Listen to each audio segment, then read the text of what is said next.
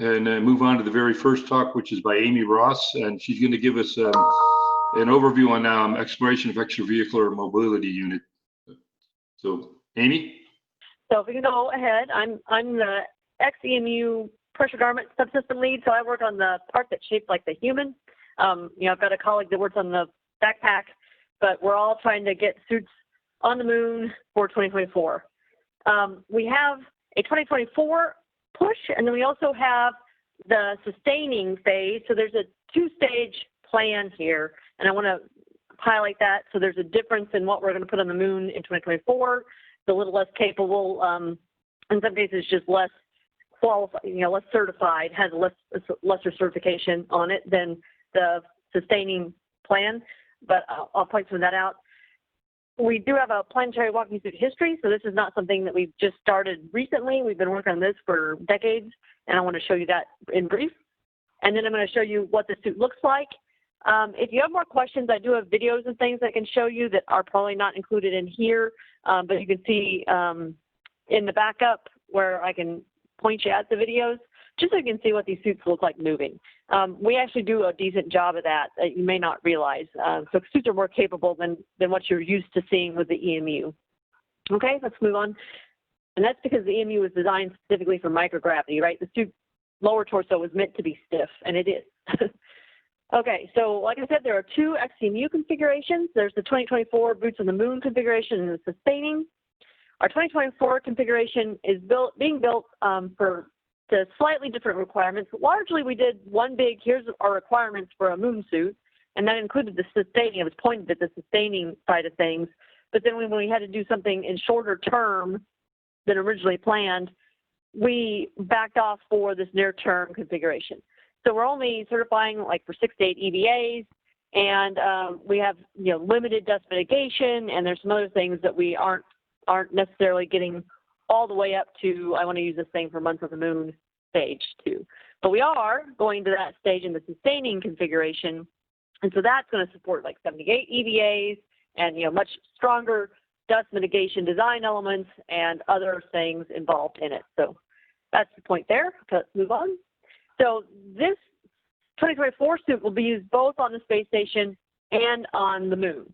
Okay, so we're going to send one suit up to the space station and 2 suits to the moon in 2024, and I'm going to make sure that point is clear. It's the same configuration. Okay, let's move on. Okay, this is our current schedule for getting the 2024 suits out, as well as that ISS demonstration unit. And so we are doing last summer, we did our preliminary design review. So, like 10 to 20% of design done, and here's where we're going with, making these requirements real, kind of a review. We then got our Lunar mandate last summer as well, and we did our requirements review of those Lunar requirements in December. Next month, weeks away here, we're going to be doing our Delta preliminary design review on those Lunar requirements. So for us, on the PGS side, the garment side, that meant we were just building an upper torso for the moon. For ISS, just one upper torso for ISS originally in this PDR, and now we have to talk about 3 full suits, pants that we hadn't even started last summer included. Okay, so that was a big switch for us. And I'm proud of how my team's reacted, honestly. Then we do our design verification testing. So, hey, how does this thing that we think we're building to fly work? And that's going to start actually starting now, and that goes through 21. Our critical design review, which is basically saying, hey, guys, this is what we plan to fly. Everybody agreed. That happens next summer. And then our qualification starts in 21 as well and moves through 22. And then we've got to process flight units and get them delivered in March and June of 23. So we are working to a tight schedule. So that's what you should be aware of. But we're also in the background working some let's get ready for the sustaining configuration efforts as well. Here's our history. Mark III was delivered originally in 1989, so it's been a while. And then we've had a series of different suits in a walking configuration that we've used in testing for years and years. And you can see these were out at Desert Rats. This has been in a suit port run as well as other walking tests, and then we've done NBL tests as well as lots of walking tests with the Z2. Okay, and Z2 is the closest thing we have to what we're going to fly right now that we're testing with still. Here's what the xEMU looks like. So the main point, if you look at these labels, is that we have a lot of bearings. Okay, so waist joint is a bearing and flexion extension joint. We've got a shoulder here, a mobile shoulder. There's a bearing here, and then a good joint here that works at high pressure. So we can take this suit up to 8 pounds per square inch of pressure, which the EMU currently works at 4.3 pounds per square inch of pressure. That allows us to get out of the door quicker because we can kind of pre-breathe while we're working at the beginning of the spacewalk. At our ankle here, we have actually a real boot, right, a walking boot, as well as a good flexion extension joint and bearing at the ankle. We have a 2-bearing hip with a joint in between those two things. So we've got good hip mobility as well. And so that's what I would point out to you. Of course, this giant box in the back, like I like to kid my PLIS teammates, is for life support. Okay. Oh, and you guys also are interested in this helmet angle is much different than what we fly today.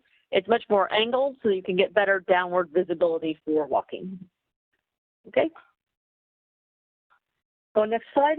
And then we are trying to work with the science community on what do we need to do, right? My spacesuit design is predicated on where you're going and what you're doing. So the environment you're challenged with, and then the tasks you're meant to accomplish. And so, the people who know those tasks best are, you guys. So we're working with Kelsey Young, Trevor Graff, and company, as well as the EVA tools group. So we're all trying to come together and make sure that we give you a tool that can do the science you need to do. We are doing testing in the NBL and Argos, and we are looking at some potential analog testing. I know that's in the plans in another piece of the project. Okay, and next one. This just gives you a sample of some of the tools we're talking about, but I almost spent a lot of time on that, so you can look at that later. 3 minutes left. Okay, and then other slides you can look at if you want some more information is the EVA Workshop 2020, and I put a link there to that. Okay, other thoughts I wanted to make sure I covered here quick are some of the things I'm concerned about that we have to think about is the suit compatibility with extreme cold of the PSRs is a real challenge for us. We've never designed for that before. We actually honestly didn't anticipate that prior to now. So below 400 degrees F, we don't have a lot of experience with. So we're looking at our boot materials, our cover layer materials, to see if we can sustain an EVA in a PSR and for how long, or what design changes are required for us to be able to spend some time in a PSR. I understand, the importance of looking at the volatiles, but it's a challenge for us suit people. And part of what makes that challenge even more challenging is that we have to equalize the temp to the tools, the temp of the suit and the tools to the PSR. So when you go to collect the volatiles, you don't just flash them off. So that makes that first problem even harder to solve. Low light angles, people are concerned about that. We've done runs at night at Desert Rat, so on rough surfaces out in the desert with no other ambient light around, other than maybe some moonlight or starlight, but not a lot of that either sometimes. So, and I know that's different than some of these low light angles, and I haven't seen the work they've been doing in the lighting lab. I know they have been doing some of that, so we're going to have to understand that, because I have been in some situations myself where the low light angles did make discernment of the terrain difficult. So we need to get a better feel for that. Along with that is the navigation. People are interested in how we are going to navigate, especially when you are faced with these low light angle scenarios where visual keys are not as helpful. Okay. So those are some of the things we are aware of and working along with what I just showed you that are probably more relevant to you. Does anybody have any questions? How much time do we have for that? 30 seconds. Oh, okay. Sorry. I can take one quick. Somebody's got one. Okay. If you have more questions, let us know. Like I said, we are working with Trevor and Kelsey, so they can, bring back things to the team. And, my job is to make sure you guys can get your science done. And we want to do that. And the more we understand that, then the better we can help